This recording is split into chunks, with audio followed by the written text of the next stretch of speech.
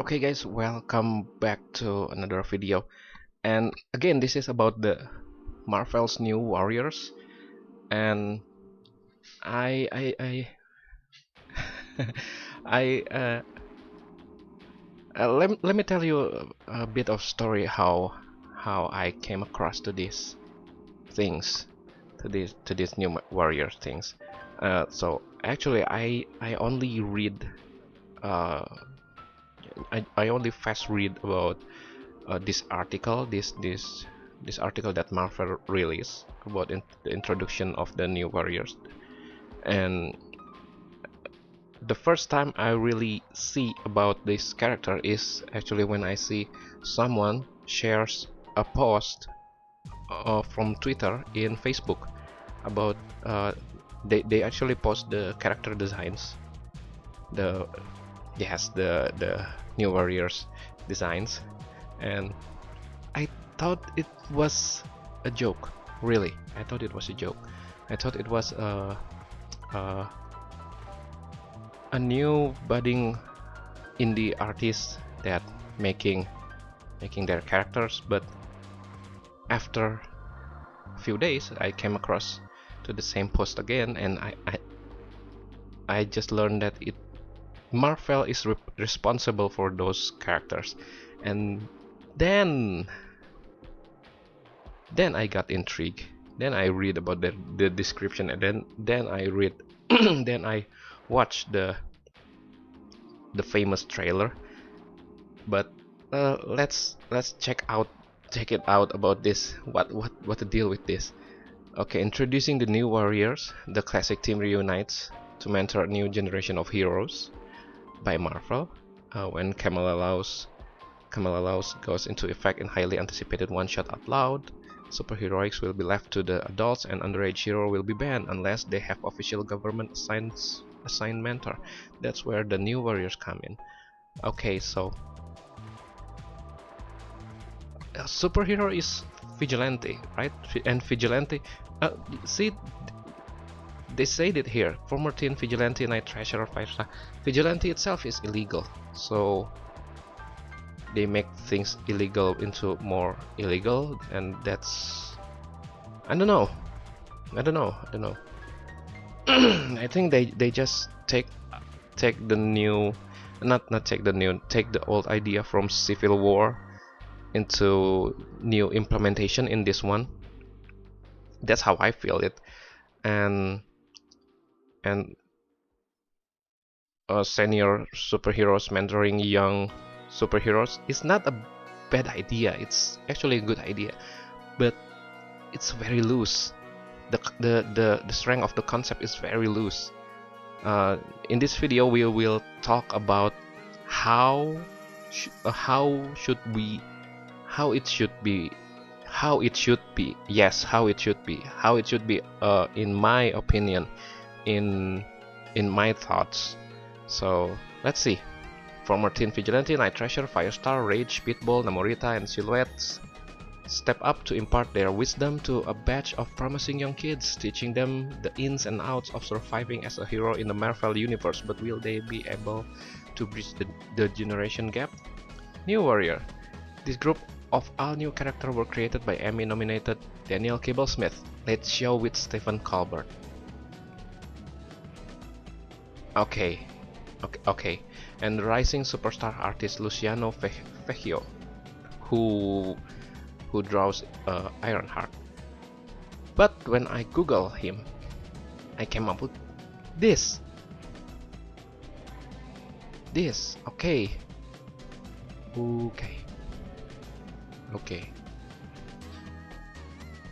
Okay then. Okay.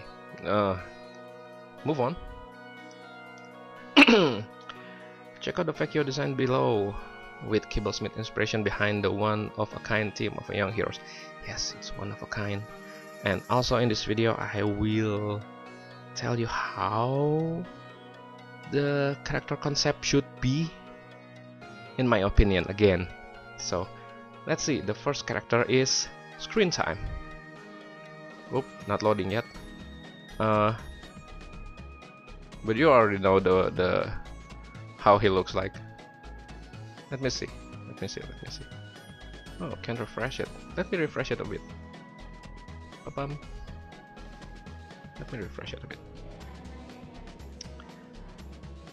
Again, yep, I'm intrigued with the character design and the concept behind it. Not actually the visual design that intrigued me, but the concept that lead to the creation of the character that really intrigues me. Let's see the description first. Okay, a meme-obsessed super teen whose brain became connected. Okay, no. Oh, no, we got a picture in here. Okay then. Continue on. Meme-obsessed super teen whose brain became connected to the internet after becoming exposed to his grandfather's experimental internet. What is this thing? Experimental internet, guess that's the first time I heard about something like that. Now he can see augmented reality and real-time maps and can instantly Google any facts. Does that make him effectively a genius? He sure act like it does. Okay. What's the difference of that with some teenager with smartphone? I wanted to have a teen character who felt as now as the New Warriors did in 1990. Explained Kibble Smith. The New Warrior have been Ziggy's character from the beginning. You already get edgy skateboarding Night Thrasher in the 90s and the reality team in the 2000s. And in 2020 we got New Warriors who never grown up without the internet, and one character appears to essentially live inside it. The word screen time is only ever used in a sort restrictive sense because we're doing the story. Okay, I'm gonna stop here. We like the idea that he has infinite screen time. This is a waste of character potential. Honestly, this is a waste of character potential. Sorry guys, my internet is it's error. It's going haywire. So let's stop. Screen time. Even the name ticks me off. Okay, so basically, this is such a waste of a character potential. So why did I say it like that? Imagine this. You can do anything with internet right now. You can be anything with the internet right now. You can gain many huge sums of money with internet right now. You can connect to the other side of the world like I do right now, and you can reach anyone with internet right now. You can see through anything that connected to internet right now. And this guy can only see augmented reality and real-time maps and instantly Google any facts. What's the difference is he with a smartphone? Okay, so how should it be done? First, throw away the experimental internet gas. That is totally a joke. Make it more logical.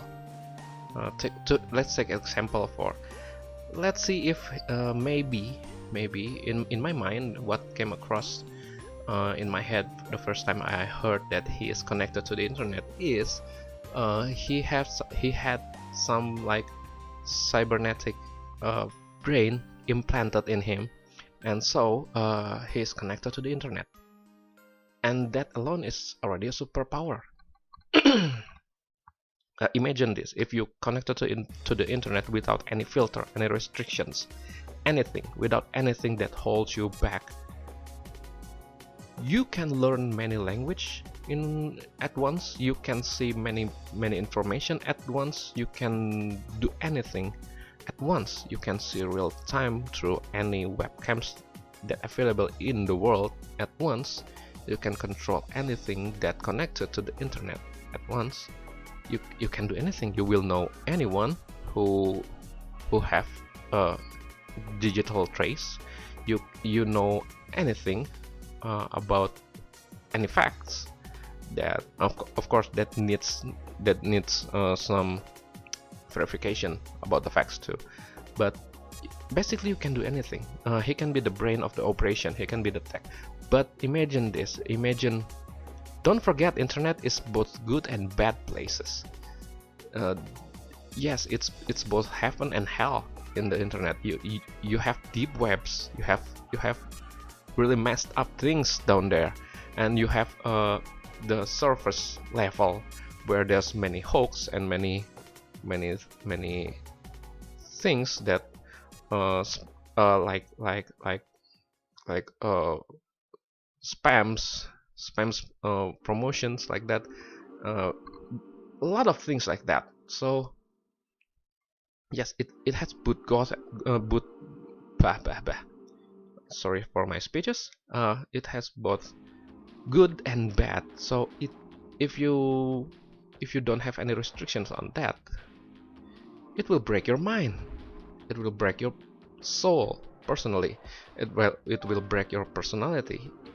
This kid will be grown far more mature than how he should think, how he is mentally. His mental age will be different.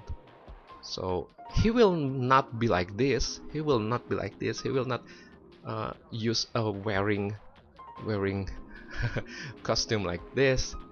No, he will not be like this. Not at all. So yeah, I don't think it's a good idea for him. So how can he become a superhero? He can use drones, maybe. If he can have access to anything, and he can access any data about any superhero that he knows. He can gain a large sum of wealth just from tinkering with ads, with microtransaction, with stocks. He can do anything. He can be the king of the world. He's the world threat. He's a world threat. So that gives me an idea. So if this law is implemented and actually targeted to the really world threatening young superheroes that have potential to become supervillains, that have potential to lead the world into a chaos, of course they need to be mentored by some really competent superheroes to make sure that they won't go astray. That's a good idea for a story. Not just banning them from actions just because they're young and unexperienced. Why though? So yeah, if he can put the world into a chaos, if he turn into a villain, then you need someone to teach him to become a good guy. That's an idea. So let's see, Snowflake and save space. Okay, psychic twins. All twins are psychic but will psychic. Snowflake, cryokinetic, can materialize snowflake shape shuriken projectile for throwing. Safe space can materialize ping force field, but he cannot inhibit them himself. The reflex only works if he's protecting the others. Okay, I have problems with Snowflake's superpowers because again, this is okay. Again, Snowflake and Safe Space are twins, the Winter Side, and they never very.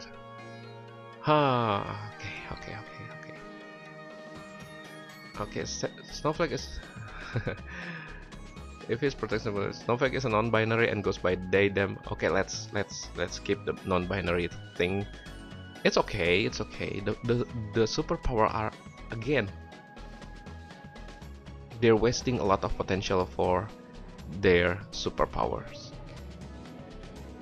Cryokinetic is not something to be laughed at. So I have already do a redesigned version of Snowflakes. I don't mind the name because it's still got something with their powers. Screen time is bad naming. I'm thinking like maybe Netbreaker or the cracker, something like that. Safe space is a really bad naming, and so yep. So in my redesign, I think that their superpower is more to absorbing heat, which then creating cold, creating freezing effects, and they have a special device that can store the absorbed heat that can be used later, which it can be emitting heat, or it can be used maybe as a weapon.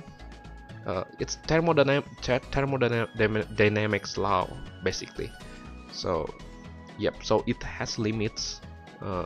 Their power has limits. Their power has limitation, so he can only freeze things in equivalent of the heat that they absorb. That's the equivalent. But if they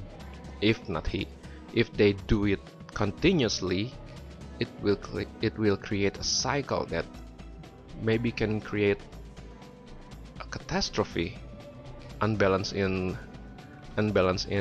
atmosphere. It can potentially causes some big natural disaster, or even changing the climate. That's a world threat again, and yeah, that's why there need to be supervised and safe space. Is a big burly sort of stereotypical jock. He can create force field, but he can only trigger them if he's protecting somebody else. I don't mind with the superpower, protecting someone else, but why? Creating force field and protecting someone else, but that will leave him vulnerable, very vulnerable. So he should be wearing a lot of protectives, not openly inviting people to attack him like this. This is a joke of a costume. One shot in the shoulder and he's dead, or even the head. He should be covered in armor, bulletproof even, or maybe exoskeleton. Yeah, give him some Iron Man tech. He'll be a good superhero if he do that, and maybe that's what I'll do with him in the next redesign. And okay, be negative.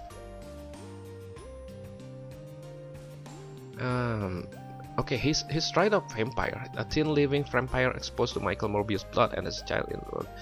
Why? He still ages like a regular kid, but has all ability of Morbius. He's also obsessed with all the music and attitude of a classic long past decades, like 90s and the 2000s, where the world is a vampire and so am I. He's a god kid, but when he's baby he got rogue saved. This is bad design. This is bad. This is undermining the definition of goth. This is not a goth costume. What's with these white pants? And these shoes are jokes. What is this? Okay, I don't mind with his hairstyle, but this is really undermining. This is really wasting all the potential he has. Again, yeah, this is a joke. I can remodel him, maybe, into somewhat better in fashion and better in functionality. He's a vampire, right? At least. And Trailblazer. Okay, this is the I'm cringing a lot when the first time I see the description of this superheroine. A regular kid scooped up into the world of teenage superheroing. Her magic backpack is actually a pocket dimension with seemingly infinite space, from which she can pull out useful or random objects. It's not always under her control. She claims to get her power from God, but not the God you're thinking of. She's a group home and foster kid who is volunteering at a senior center when this mysterious threat shows up and Night Treasure runs to the rescue. The scribe adds, and because she helps him, she ends up in the crosshair of this new outlawed law. Trailblazer wants to help people, but she doesn't think of herself as a superhero yet. Kibblesmith concludes the Marvel Universe is a reflection of our own, and when a new law gets put in place, it affects people in an unforeseen way. This is a bad design and bad concept for superpower. Let me tell you why. First, okay, I don't mind with the plus size. I don't mind with her so being like this, but this is straight up combination of Doraemon and Dora the Explorer. Straight up. Magic backpacks. Are you serious? And the thing is, she can pull out usual things at random. Why not make him can? Why not make not him? Why not? I'm still confused with the non-binary thing. So I'm sorry if I mispronounce any of the genders. Okay, her. Okay, so why not make her superpower like capable of opening a pocket dimension that can store anything? And that's another world threat superpower too. Let me tell you why. Okay, for B negative, why he's a world threat? Maybe he's evolved into able to infect other people, that can turn other people into vampire that can obey him. That's a threat. That's a world threat. He can be a super villain. And for Trailblazer here, the name is really not.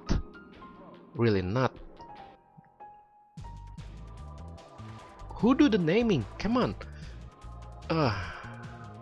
Trailblazer is more fitting with a character with fire and speed superpower.